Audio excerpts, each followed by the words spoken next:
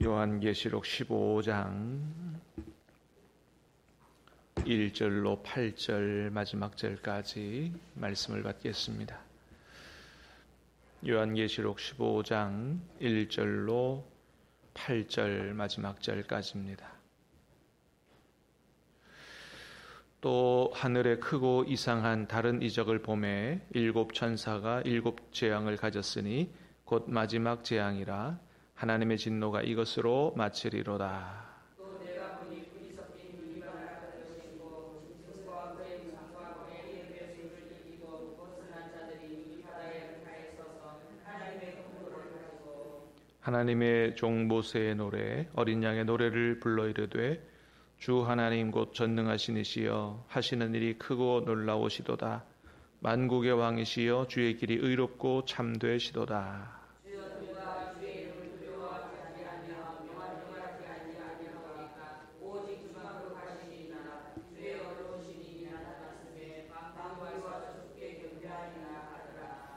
또 이 일 후에 내가 보니 하늘의 증거 장막의 성전이 열리며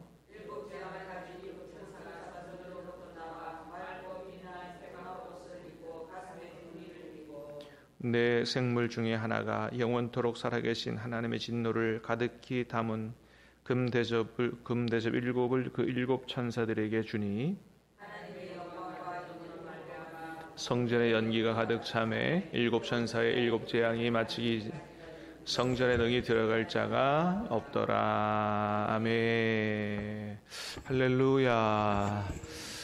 여러분 기도해 주셔서 제가 입원하는 날 저와 똑같은 증상으로 입원한 분들이 여럿 있었는데 선생님이 오시더니 그 중에 제일 빨리 회복이 되셔서 제일 빨리 퇴원을 하셔도 되겠습니다. 그런 말씀을 하시더라고요. 제가 생각해 봤어요. 왜 나는 다른 사람들보다 일찍 퇴원하나? 우리 성도님들이 이렇게 많이 기도해 주시니 하나님께서 그 기도에 응답해 주셔서 그런 거구나. 그런 깨달음이 왔습니다. 기도해 주셔서 다른 사람들보다 좀 빨리 회복돼서 돌아오게 됨을 감사합니다. 기도해 주셔서 감사합니다. 자, 말씀을 보겠습니다. 자, 오늘 말씀은 이제 마지막 심판 시리즈, 대접 심판 시리즈, 일곱 대접 심판 시리즈의 서론에 해당하는 말씀인데요. 오늘 본문이 일곱 대접 심판 시리즈의 이제 무대를 설치하는 이런 내용의 이런 격에 해당한다면 이제 내일 볼 말씀은 16장, 내일 볼 말씀은 일곱 대접 심판이 어떻게 실행되는가, 무대 위에서 하나님이 마치 공연을 하시는 것처럼 그런 기능을 한다라고 보시면 되겠습니다. 자, 1절 말씀을 다시 봅니다. 1절 시작. 또 하늘에 크고 다른 일곱 천사가 일곱 재앙을 가졌으니 곧 마지막 재앙이라 하나님의 진노가 이것으로 마치리로다. 아멘. 또 하늘에 크고 이상한 다른 이적을 보매, 이상한이라고 번역했지만 사실은 놀라운, 이렇게 헬라어를 놀라운으로 번역하는 게 사실은 더 좋은 번역이에요. 이상하다기보다는 하늘에 크고 놀라운 어떤 다른 이적이 보인다는 거죠. 일곱 천사가 일곱 재앙을 가졌다. 마지막 재앙인데 하나님의 진노가 이것으로 마치리로다. 여러분, 우리 요한계시록에서 이제 자주 볼 수 있는 말씀이고, 오늘 1절에 보는 것처럼 하나님의 진노라는 단어가 나오죠. 하나님의 진노. 진노하시는 하나님이시라는 거예요. 우리 하나님은 어떤 하나님이요? 진노하시는 하나님. 그러니까 하나님은 늘 사랑의 하나님, 은혜의 하나님. 우리 하나님이 이런 하나님만은 아니다는 겁니다. 그러니까 우리가 기억해야 된다. 하나님이 늘 우리를 사랑하시고 은혜 주시고 그런 하나님만이 아니고 때로는 어떻게 하시는 하나님이다? 진노하시는 하나님이다. 요한계시록에만 그런 하나님 모습이 나타나 있는 게 아니고 구약 성경에서도 그죠? 여러분, 결국 택한 이스라엘 백성들이 망했습니다. 왜 망했어요? 하나님 제대로 안 섬기고 하나님을 섬긴다고 하면서도 우상 섬기고 끝없이 죄를 지으면서도 회개하고 하나님께로 온전하게 돌아오려고 하지 않고, 남유다 같은 경우에는 바벨론에게 멸망하게 되는데, 남유다 나라가 멸망할 때쯤에 하나님의 선지자로 활동한 선지자가 예레미야 선지자거든요. 그 예레미야에 보면 남유다가 어떻게 망하게, 왜 망했는지, 어떻게 망했는지가 잘 나와 있어요. 특별히 예레미야 15장에는 그때 당시 하나님의 마음을 잘 기록하고 있습니다.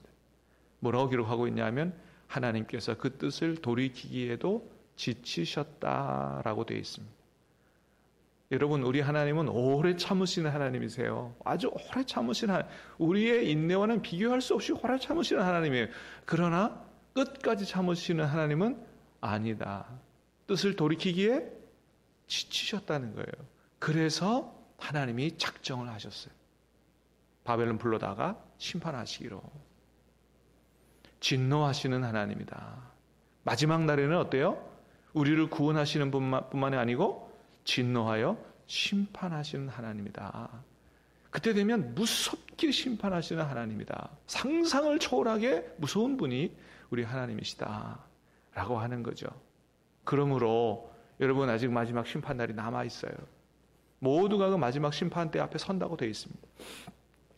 우리도 그 심판대 앞에 서게 될 거예요. 여러분, 어떻게 해야 되겠어요? 우리의 지은 죄를 다 하나님 앞에 서기 전에 다 회개해야 하고요. 그 다음에 우리는 우리만 생각할 것이 아니고 우리 주변에 있는 사람들, 여러분, 우리가 이렇게 믿고 고백하면 좋겠어요. 우리 가족들이라든지 우리 친구들이라든지 직장 동료라든지 내가 아는 사람들, 왜 그 사람들은 내 옆에 살까? 내 근처에 있을까? 나를 만나게 될 것일까? 옷깃만 스쳐도 인연이라 그러는데 하나님이 나를 통해서 그 사람에게 복음을 알게 하고 마지막 심판날에서 건지기 위해서 나를 만나게 한 것은 아닐까라는 고백을 가지고 마지막 심판하시는 하나님이신 노에서 우리와 우리 가족과 우리 지인과 친구들이 다 구원받을 수 있기를 주님의 이름으로 축복합니다. 2절부터 4절까지 말씀을 보겠습니다. 시작. 또 내가 보니 불이 섞인 유리바다 같은 것이 있고 그의 이름의 수를 이기고 벗어난 자들이 유리바다에 가 서서 하나님의 검은 고를 가지고 하나님의 종 모세의 노래 어린 양의 노래를 불러 이르되 주 하나님 곧 전능하신 이시여 하시는 일이 크고 놀라우시도다. 만국의 왕이시여 주의 길이 의롭고 참되시도다. 주여 누가 주의 이름을 두려워하지 아니하며 영어롭게 하지 아니하오리까? 거룩하시니이다. 나타났음에 만국이 와서 주께 경배하리이다 하더라. 아멘. 자, 15장에는 마지막 심판이 쏟아지기 전에 서론의 역할을 한다 그랬는데 그 가운데 하늘에서 찬양하는 어떤 사람들의 모습이 보여지고 있다는 거예요. 자, 2절에 보니까 또 내가 보니 불이 섞인 유리바다 같은 것이 있고, 한번 여러분 머릿속에 그려보시기 바랍니다. 불이 섞인 유리바다 어떤 모습일까? 유리바다가 있고 그 안에 막 불이 이글이글 타오르고 있는 거죠. 예. 유리바다는 사도 요한이 하늘로 올라가서 하나님의 보좌, 성부 하나님께서 보좌 위에 앉아 계실 때 그 모습을 볼 때도 하나님 앞에 유리바다 같은 게 있다, 그죠? 있던 게 있다고 했었죠. 4장 6절이에요. 보좌 앞에 수정과 같은 유리바다가 있다. 예, 수정과 같은 유리바다. 야, 여러분 수정 알죠? 반짝반짝 빛나는 거. 그런 유리 같은 바다가 쫙 하나님 보좌 앞에 펼쳐져 있다는 거예요. 그게 뭘 상징할까요? 그러니까 생각만 해도 너무 멋있잖아요, 그죠? 그러니까 하나님의 뭐라 그럴까? 정결함이라 그럴까요? 거룩함이라 그럴까요? 하나님의 영광이라 그럴까요? 하나님의 순결함, 뭐 이런 거죠. 예, 위대함, 이런 것들을 보여주는 그런 거 아닐까. 황금으로 깔아놓은 것보다 수정 같은 유리바다가 펼쳐져 있는 게 훨씬 더 멋진 것 같아요. 하나님께서 그렇게 순결하시고 거룩하시고 멋지시고 영광스러우시고 이런 것들을 보여주는 반면에 그 안에 뭐가 있어요? 불이 있다. 그 불은 뭘 가리킬까요? 하나님의 심판의 어목함을, 가리키는 거겠죠. 네. 자, 그런 유리바다가 있는데 짐승과 그의 우상과 그의 이름의 수를 이기고 벗어난 자들이 유리바닷가에 서서 하나님의 검은고를 가지고 찬양하기 시작했다는 겁니다. 자, 뭐를 이겼어요? 짐승과 그의 우상과 그 이름의 수를 이기고 벗어났어요. 그러니까 이 세 가지를 이겼습니다. 첫 번째 짐승은, 여기 나오는 짐승은 첫 번째 바다에서 올라온 짐승, 요한계시록 13장에 있는 짐승이고, 요한계시록 13장에 이 짐승은 뭘 가리키느냐? 로마 제국을 가리킵니다. 로마 제국. 예, 로마 제국을 가리켜요. 제가 원래는 이번 주일 오후 예배 때 요한계시록 특강을 하려고 했어요. 1시간 안에 요한계시록을 전체를 다 볼 수 있도록. 근데 아직 회복이 다 안 돼서 자신이 없어서 이번 주 못할 것 같고, 8월 셋째 주 오후 예배 때 제가 한번 하겠습니다. 그때 조금 자세히 말씀을 드릴게요. 자, 첫 번째 짐승은 뭘 가리킨다고요? 사단, 용이라고 하는 사단의 하수인이 된 로마 제국의 제국을 가리켜요. 그 로마 제국이 지금 뭘 핍박하고 있어요? 이스라엘을 식민지로 삼고 성도들을 핍박하고 있는 거죠. 자, 두 번째, 그러니까 이 첫 번째 짐승은 로마 제국의 정치적인 탄압을 가리키는 거예요. 두 번째는, 그의 우상은 둘째, 바다에서 올라온 둘째 짐승, 그건 거짓 선지자들을 가리키는데, 그 거짓 선지자들이 말씀을 읽어보면 우상을 만들라, 구원받지 못한 세상 사람들을 조종하면서 우상을 만들라고 하는 얘기가 나와요. 그 우상을 얘기하는 거예요. 그 우상은 막 말을 하는 우상이다. 아주 굉장히 신비로운, 사람들을 미혹하기에 충분한 이런 우상이라 그랬어요. 그러니까 종교적인 어떤 미혹이라든지 탄압을 의미한다고 볼 수 있어요. 세 번째, 그의 이름의 수를 이기고, 그 이름의 수, 여러분 666 보셨죠? 앞에 말씀에서 666, 그죠? 666. 666이 뭘 가리킨다고 그랬어요? 요거는 예전에 이런 말씀들을 막 이렇게 곡해해가지고 잘 해석을 못해서 막 해군 군함에 666 숫자가 붙어 있으면, 막 이제 그런 걸 가지고 이걸 막 그런 걸 막 가리키고 그런다 그랬어요. 그러니까 그게 짐승의 수라 그랬고, 그 여러분 무슨 666번 버스 지나가면 그게 마귀의 종이고 막 그러겠어요? 그런 거 아니라 말이죠. 666은 바로 네로를 가리키는 말이에요. 그게 사람의 수라 그랬잖아요. 우리와 달리 저쪽 동네 사람들은 우리나라 가나다라, 기억년 니글리긋 이런 것처럼 히브리어 철자 A, B, C, D라고 하면 거기 A에 해당하는 값이 있습니다. 숫자 값. B에 해당하는 숫자 값이 있어요. 그렇게 철자를 자기들이 쓰는 말의 철자를 가지고 숫자로 쓰는 이런 것들을 게마트리아 방식이라 그러는데, 네론 카이사르라고 하는 헬라어를 히브리어로 읽어가지고 숫자를 대입하면 666이 나옵니다. 자기들끼리, 그러니까 이거를 드러내놓고 네로다 그러면 어떻게 되겠어요? 더 크게 핍박을 받을 거 아니에요. 그러니까 자기들끼리 아는 방법을 가지고 그렇게 표현을 하는 겁니다. 근데 이게 777이 아니고 또 666이에요. 여러분 7은 누구의 숫자예요? 하나님의 숫자예요. 완전수, 7, 10 이런 거. 3, 6은 그거보다 떨어지고 못한 숫자예요. 그래서 요한계시록에 보면 첫째 짐승, 로마 제국, 둘째 짐승, 거짓 선지자, 이것이 마치 성부 삼위일체 하나님을 모방한 것과 같이 삼위일체로 모방해서 강력하게 성도들을 핍박하고 있는 자로 나오고 있는 것들을 보게 됩니다. 자, 그래서 이 정치적 탄압이라든지, 그 다음에 종교적 미혹과 탄압이라든지, 세 번째는 이 666의 숫자를 받은 사람, 이 표를 받은 사람은 매매하지 못하게 한다 그랬어요.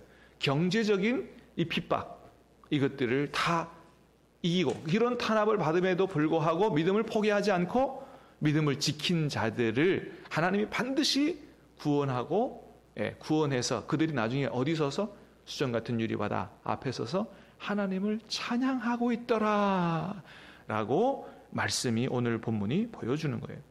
자, 어떻게 찬양해요? 자, 3절을 다시 한번 보겠습니다. 시작. 하나님의 종 모세의 노래 어린 양의 노래를 불러 이르되 주 하나님 곧 전능하시니시여 하시는 일이 크고 놀라우시도다. 만국의 왕이시여 주의 의롭고 참되시도다. 하나님의 종 모세의 노래, 마치 뭘 연상케 하냐면 출애굽한 백성들이 홍해 바다를 놀라운 하나님의 기적으로 건넌 이후에 막 하나님을 찬양하잖아요. 그와 같은 찬양을 한다는 거예요. 그러니까 구원받은 사람들이 찬양이라는 겁니다. 예? 모세의 노래다. 수정 같은 유리바다 가에 섰다. 홍해 바다 가에 서서 건진받은 이후에 하나님을 찬양하는 것처럼 온전한 감격을 가지고 찬양하더라. 어떻게 찬양해요? 주 하나님 전능하신 이시여. 하나님의 위대하심을 찬양하는 거예요. 여러분, 우리 하나님이 주님이신 줄로 믿습니다. 하나님이 전능하신 줄로 믿습니다. 우리를 그렇게 구원하신 하나님을 찬양하고, 두 번째는 하시는 일이 크고 놀라우시도다. 하나님의 행하신 일들을 기억하면서 찬양을 해요. 그 다음에 어떻게 찬양해요? 만국의 왕이시여 주의 길이 의롭고 참되시도다. 하나님의 행하신 일이 얼마나 그렇게 의롭고 참되신지요. 끝까지 믿음을 지킨 사람들은 하나님이 보호하시고 구원하시고, 그리고 하나님을 거부하고 하나님의 성도들을 핍박한 이 악한 세력을 하나님께서 심판하시고 우리를 구원하시니 하나님의 행하시는 일들이 참으로 의롭다고 그렇게 하나님 앞에 영광을 돌려드리는 걸 보게 됩니다. 4절도 다시 봅니다. 시작. 주여 누가 주의 이름을 두려워하지 아니하오며 영화롭게 하지 아니하오리까? 오직 주만 거룩하시니이다. 주의 이로우신 일이 나타났음에 주께 경배하리이다 하더라. 오직 주만 거룩하시니이다. 하나님의 거룩하심을 찬양하는 거예요. 여러분, 성경에 보면 요한계시록 아까 4장에서도 하나님 보좌 앞에서 여러 생물들이 24보좌에 앉은 장로님들이 막 찬양하잖아요. 그죠? 어떻게 찬양하냐 하면 하나님의 거룩하심을 찬양합니다. 거룩 거룩 거룩. 이사야 9장에서 천사들이 하나님을 그룹들이 찬양할 때도 하나님의 거룩하심을 찬양했어요. 우리 하나님은 어떤 하나님이시라고요? 거룩하신 하나님이시다. 하나님 말씀하십니다. 내가 거룩하니 너희가 거룩하라. 레위기의 핵심이지요. 하나님 백성들에게 주시는 한마디 말씀, 내가 거룩하니 너희가 거룩하다. 근데 이제 어떤 목사님이 그런 말씀을 하셨더라고요. 요즘 교회는 거룩을 잃어버렸다. 하나님이 내가 거룩하니 너희가 거룩하라고 그렇게 말씀하셨는데, 하나님이 거룩한 백성을 원하시는데 너무 교회는 하나님의 백성들을 위로하려고만 한다. 하나님의 거룩을 하기보다 성도들을 너무 위로하려고만 한다. 그런 얘기를 하시더라고요.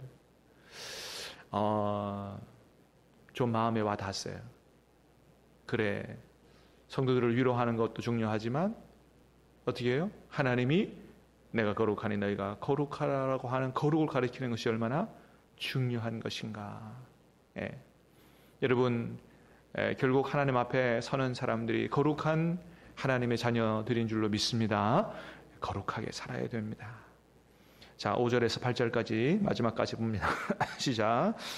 이 하늘의 증거 장막의 성전이 열리며 7 재앙을 가진 7 천사가 성전으로부터 나와 맑고 빛난 세마포 옷을 입고 가슴에 금띠를 띠고 내 생물 중에 하나가 영원토록 살아계신 하나님의 진노를 가득히 담은 금대접 7을 그 7 천사들에게 주니 하나님의 영광과 능력으로 말미암아 성전의 연기가 가득 차매 7 천사의 7 재앙이 마치기 성전에 능히 들어갈 자가 없더라. 5절. 이 일 후에 보니 하늘의 증거 장막의 성전이 열리며. 야, 신천지가 바로 요거 갖다 따서 자기들이 증거 장막 성전이라 그러는 거예요. 참 대담하기도 해요. 자, 이제 7 대접의 심판이 어떻게 시작돼요? 하늘의 증거 장막 성전이 열리면서 시작된다. 이 심판은 누구로부터 시작되는 거다? 하나님으로부터 시작되는 거다. 7절에 보니까 내 생물 중에 하나가 영원토록 살아계신 하나님의 진노를 가득히 담은 뭐예요? 금대접 7을 그 7 천사들에게 주니. 자, 그 하나님의 진노를 가득히 담은 금대접. 여러분, 금대접은 요한계시록 5장에서 뭐를 담은 그릇이라고 나와요? 성도들의 기도의 향을 담은 그릇이라고 나옵니다. 그 금대접이, 성도들의 기도를 담은 금대접이 천사들에게 전해지고 그게 쏟아진다. 그래서 하나님의 심판은 누구의 기도에 대한 응답으로 이루어지는 것이냐? 성도들의 기도에 대한 응답으로 이루어지는 것이라는 걸 보여주는 겁니다. 여러분, 우리들의 기도가 하나도 땅에 떨어지지 않는 줄로 믿습니다. 오늘도 천사의 금대접에 담겨 하나님 보좌에 올라가게 되는 줄로 믿으시기를 바랍니다. 그렇습니다. 자, 우리의 기도가 빨리 응답되진 않을 수 있어도 반드시 응답된다라는 것을 보여줍니다.